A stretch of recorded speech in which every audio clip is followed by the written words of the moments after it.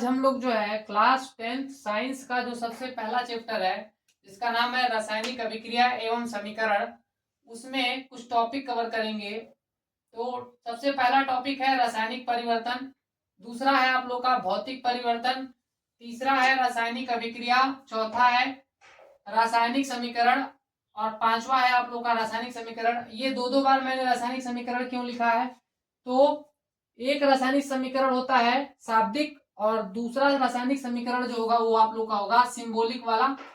तो ये दोनों अलग अलग आप लोग जो है हेडिंग बनाएंगे। यहाँ पे आप लोग का सिंबॉलिक वाला है और वहां पे आप लोग का शाब्दिक वाला होता है, वर्ड वाला होता है। तो चलिए इसको समझते हैं कि ये क्या बताना चाह रहा है।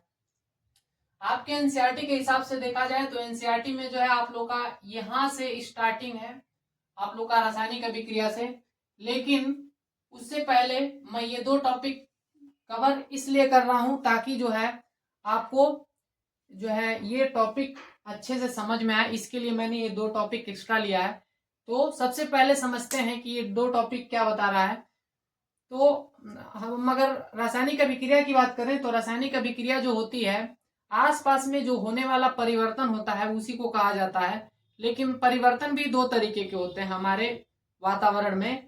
पहला जो परिवर्तन होता है रासायनिक परिवर्तन, जिसको जो हम लोग रासायनिक अभिक्रिया कहते हैं, लेकिन एक परिवर्तन और हमारे प्रकृति में देखने को मिल रहा होता है, उसको बोलते हैं भौतिक परिवर्तन। तो सबसे पहले हम अगर ये दोनों समझेंगे उसके बाद इसको समझेंगे तो ज्यादा बेटर रहेगा हमारे लिए। तो रासायनिक परिवर्तन क्या होता है? रासायनिक परिवर्तन ऐसा परिवर्तन होता है जिसमें कोई भी अगर आपका यौगिक है तो उस यौगिक का जो है फॉर्मूला बदल जाता है, तो ऐसे परिवर्तन को रासायनिक परिवर्तन कहा जाता है। भौतिक परिवर्तन में जो परिवर्तन होगा तो उस परिवर्तन में फॉर्मूले में कोई चेंज देखने को नहीं मिलता है। चेंज देखने को मिलेगा लेकिन उसमें फॉर्मूला नहीं बदलेगा, तो ऐसे परिवर्तन को भौतिक परिवर्तन कहा जाता है। तो इस परिवर्तन को जो है हम लोग रासायनिक अभिक्रिया नहीं कहेंगे, इस वाले परिवर्तन को ही हम लोग रासायनिक अभिक्रिया के नाम से पढ़ रहे होते हैं, जिसमें आप लोगों के यौगिक का क्या हो रहा होगा, फॉर्मूला बदल रहा होगा, उसी को रासायनिक अभिक्रिया के अंदर पढ़ा जाता है और वही आप लोग का रासायनिक अभिक्रिया कहलाता है। उसके बाद जो है रासायनिक समीकरण का शाब्दिक रूप क्या है। रासायनिक समीकरण आप लोगों के एनसीईआरटी में हेडिंग बना हुआ है और दूसरा इसमें हेडिंग बनाया है रासायनिक समीकरण का लिखना, जिसमें आप लोग का सिंबॉलिक वाला बता रहा है। तो रासायनिक समीकरण का शाब्दिक रूप क्या है? शाब्दिक रूप यह है कि जो भी आप लोग का रासायनिक अभिक्रिया हो रहा होता है तो उसको शब्दों में लिख देना। साइंस में एक मेथड बना है, उस मेथड वो मेथड क्या है कि जब भी आप लोग का कोई अभिक्रिया हो रहा होता है तो अभिक्रिया के दौरान किन किन चीजों को मिलाया जा रहा है, तो क्या चीज बन रही है, उसको लिखना ही क्या कहलाता है, रासायनिक समीकरण कहलाता है। जैसे मैं एग्जांपल लेके बता रहा हूं, मान लीजिए कि मैं बोल रहा हूं कि मेथेन गैस को मैं जला रहा हूं, मतलब मेथेन की क्रिया मैं किससे करा रहा हूं, ऑक्सीजन से करा रहा हूं। तो जब मेथेन ऑक्सीजन से रिएक्शन करता है तो आपका क्या होता है, इन दोनों के रिएक्शन होने से या इनके जो है मिलाने से आपका जो है क्या बनता है, CO2 प्लस H2O प्लस आप लोगों का यहाँ पे हीट बन रहा होता है। तो ये आप लोग का परिवर्तन हो रहा है। क्या परिवर्तन हो रहा है? जो आप लोग का मेथेन गैस है वो ऑक्सीजन से रिएक्शन करके कार्बन डाइऑक्साइड और वाटर बना रहा है। तो ये जो चेंज है ये कौन सा चेंज है? रासायनिक परिवर्तन है ये, ठीक है। तो रासायनिक परिवर्तन, अब इसी को रासायनिक अभिक्रिया भी बोलेंगे।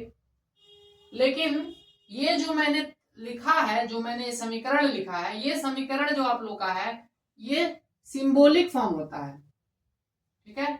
मतलब इसमें पाए जाने वाले जो रासायनिक अभिक्रिया हो रही है तो रासायनिक अभिक्रिया में कौन कौन से यौगिक हिस्सा ले रहे हैं उनका सूत्र लिखना होता है, और इधर जो चीज बन रही है उसका भी फॉर्मूला होगा, उसके फॉर्मूले को यहाँ पे लिखा जाता है। तो ये रासायनिक समीकरण का जो है ना सिंबॉलिक फॉर्म कहलाता है।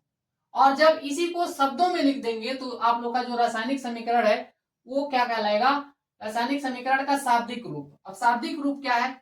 इसका नाम होता है आपका मेथेन। क्या नाम होता है इसका? इसका नाम होता है मेथेन। और ऑक्सीजन गैस को यहाँ पे क्या लिखा जाएगा, ऑक्सीजन लिखा जाएगा, ऑक्सीजन। और यहाँ पे इसको क्या लिखेंगे, कार्बन डाई ऑक्साइड लिखा जाता है, कार्बन डाई ऑक्साइड इसको लिखते हैं। और ये क्या है आप लोग का, ये है आपका वाटर, क्या है, वाटर या पानी। तो ये आपको पता होना चाहिए। ये आप लोगों के सिलेबस में है कि आप लोगों को जो है शाब्दिक रूप दिया रहता है किसी भी समीकरण का, तो उस शाब्दिक रूप की मदद से आपको सिंबॉलिक वाले में चेंज करके और रासायनिक समीकरण को संतुलित करना होता है।